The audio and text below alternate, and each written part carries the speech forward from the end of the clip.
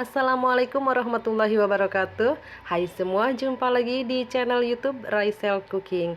Alhamdulillah, kali ini saya dapat menyapa lagi teman-teman. Apa kabar semuanya? Semoga dalam keadaan sehat walafiat, tidak kurang suatu apapun, dilancarkan selalu rezekinya dan bahagia tentunya.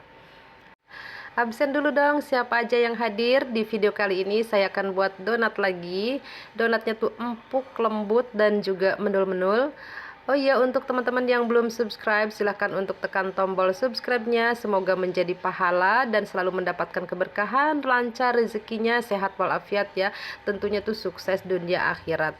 Oke, tanpa berlama-lama, yuk langsung aja kita simak videonya sampai selesai. Jangan di skip, semoga ini dapat menginspirasi teman-teman ataupun memotivasi teman-teman ya.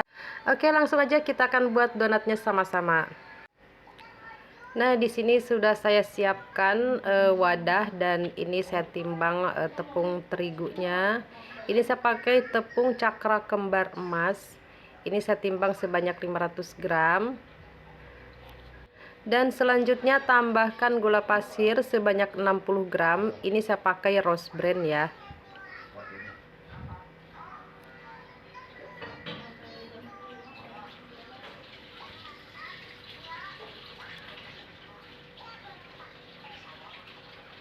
Kemudian tambahkan susu bubuk sebanyak 30 gram. Untuk susu bubuknya ini saya beli kiloan, untuk mereknya itu Mildura. Nah, ini tambahkan sebanyak 30 gram ya.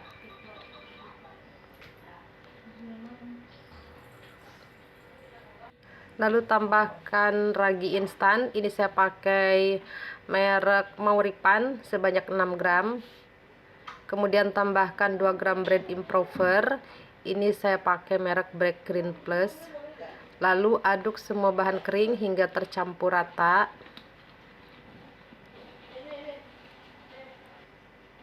Selanjutnya timbang kuning telur, ini sebanyak 50 gram. Kemudian kita akan masukkan ke dalam wadah ya. Kita akan timbang kembali bersama susu cair. Tambahkan susu cair, ini saya pakai Freshen Flag.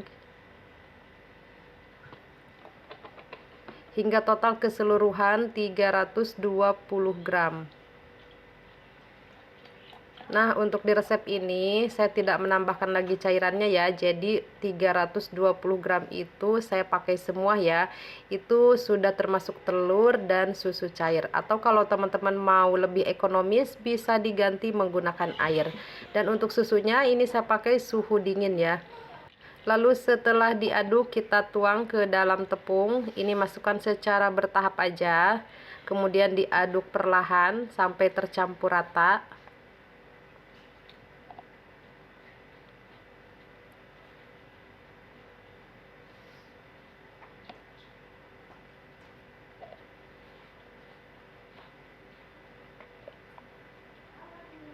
Nah, ini saya pakai semua ya untuk susunya. Jadi sebanyak 320 gram.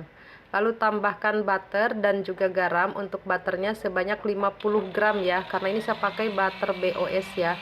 Atau room butter ya. Nah, untuk garamnya ini saya pakai 7 gram.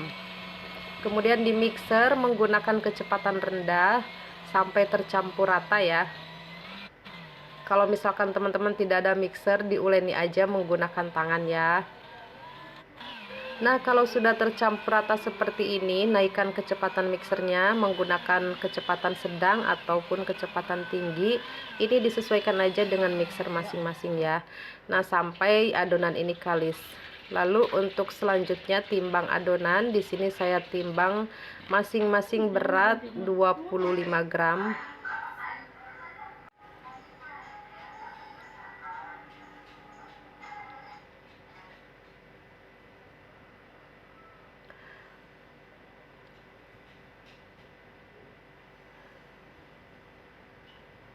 Tahap selanjutnya kita akan bulat padatkan adonan.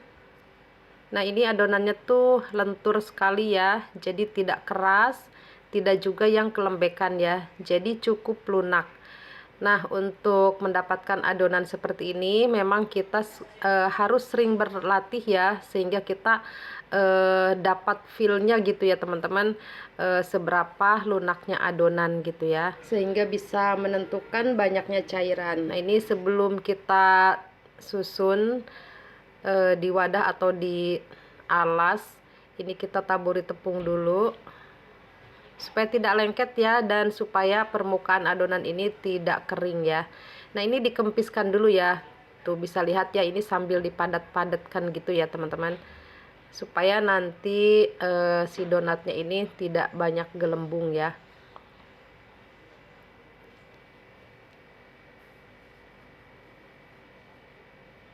Nah cubit-cubit ya bagian bawahnya sampai rata, sampai sambungannya ini tidak terlihat lagi ya, ditekan-tekan. Oke, kita susun kembali. Nah untuk cara pipihkan adonan itu bebas ya, banyak cara, sesuai selera masing-masing aja. Bisa juga dipipihkan di bawah ya, di alas kerja seperti ini, sambil dipadat-padatkan ya. Nah kemudian setelah kita bulatkan seperti ini, lalu kita rounding. Bisa di rounding di meja kerja ataupun di tangan ya, seperti ini. Nah sambungan adonannya ini kita cubit-cubit dan ditekan-tekan ya, sampai permukaannya itu sama mulusnya ya. Nah untuk selanjutnya, istirahatkan adonan selama 15-20 menit ya. Setelah 20 menit kemudian, ini kita akan langsung degassing atau kita akan keluarkan udaranya. Ini ditaburi tepung dulu supaya tidak lengket ya. Kemudian saya gunakan cetakan berdiameter 6 cm. Nah ini kita pipihkan langsung di dalam cetakan ya. Nah untuk cara pipihkannya ini, ditekannya tuh pelan aja, jangan sampai kuat-kuat, jangan sampai padat gitu ya, tipis padat jangan ya, karena nantinya tuh kalau terlalu padat white ringnya tuh kecil ya. Nah ini lubangi bagian tengahnya, bisa menggunakan alat apa saja ya. Nah karena ini kan lubangnya kecil, jadi saya lebarkan menggunakan jari tangan. Nah ini bisa menghasilkan nantinya donatnya itu lebih besar ya. Jadi diameternya tuh lebih dari 6 cm ya, bisa 7 sampai 7,5 cm ya, karena kita lubangnya itu dilebarkan ya.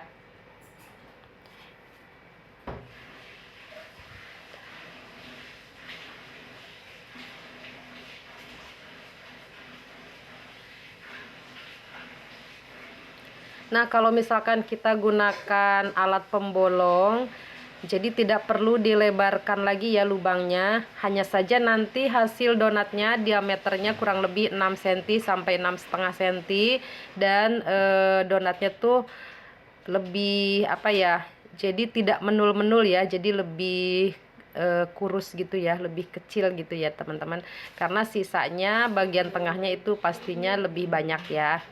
Nah ini selanjutnya di proofing. Untuk waktu proofingnya disesuaikan aja dengan suhu udara di tempat masing-masing. Nah untuk waktu proofing teman-teman ya, dihitungnya itu dari yang pertama kita selesai mencetak. Nah itu sudah proofing ya teman-teman. Jadi menghitung waktu proofing itu jangan dari adonan yang terakhir kita cetak ya teman-teman. Jadi hitungnya tuh dari adonan yang pertama kali kita cetak ya. Nah itu sudah terhitung proofing ya teman-teman.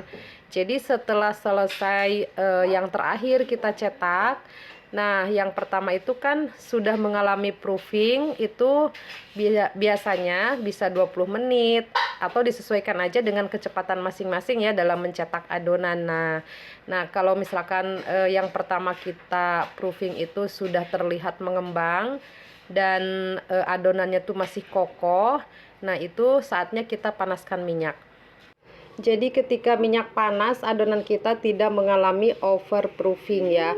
Makanya pada saat kita nyalakan kompor atau panaskan minyak, itu jangan tunggu adonan sampai permukaannya tuh kulitnya tipis, transparan gitu ya. Nah itu sudah dipastikan nantinya akan overproofing, karena pada saat kita panaskan minyak itu kan butuh waktu ya sekitar 10 menit. Nah itu pun dihitung proofing ya teman-teman. Nah, oke, ini setelah sisinya menguning seperti ini, kita balik. Nah, untuk warna atau tingkat kematangan itu disesuaikan aja ya. Nah, ini saya gunakan api kecil ya teman-teman. Nah, ini sebenarnya warnanya itu kurang coklat sedikit ya, jadi terlihat lebih pucat gitu ya teman-teman. Tapi tidak apa, ini donatnya juga dipastikan matang ya. Nah, cara saya mengangkat donat jadi seperti ini ya teman-teman.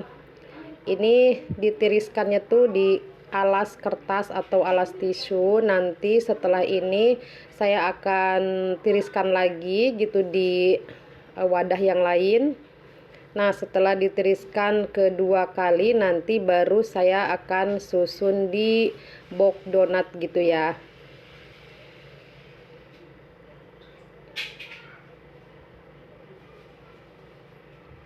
Nah, ini untuk cara menggoreng yang lainnya, ini saya goreng bagian bawahnya dulu. Jadi teman-teman untuk menggoreng saya rasa ya bisa bagian bawahnya dulu ataupun bagian atasnya dulu.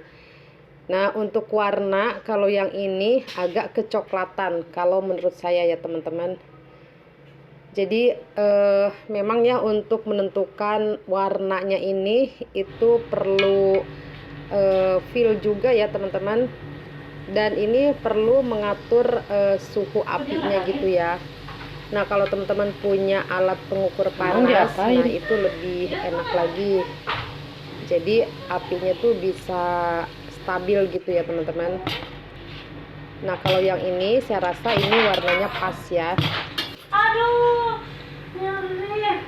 Nah, ini juga warnanya pas kalau menurut saya ya. Nah, itu untuk warnanya disesuaikan aja ya dengan selera masing-masing ya teman-teman. Bisa warnanya seperti ini atau bisa juga kecoklatan agak gelap gitu ya, disesuaikan aja ya. Yang pasti donatnya matang gitu ya teman-teman. Nah, oke, ini yang lainnya sudah saya susun di wadah ya teman-teman. Nah, jadi setelah tadi ditiriskan ya dari penggorengan, kemudian saya tiriskan kembali di wadah lain ya seperti ini. Nah, setelah ini saya susun kembali di box donat dengan menggunakan alas tisu ataupun kertas nasi seperti ini ya. Nah, ini hasil donatnya ya teman-teman, bisa lihat. Ini tuh benar-benar empuk banget ya. Dan jujur ya, kalau menggunakan tepung cakra kembar emas ini donatnya itu teksturnya lebih lembut gitu ya teman-teman.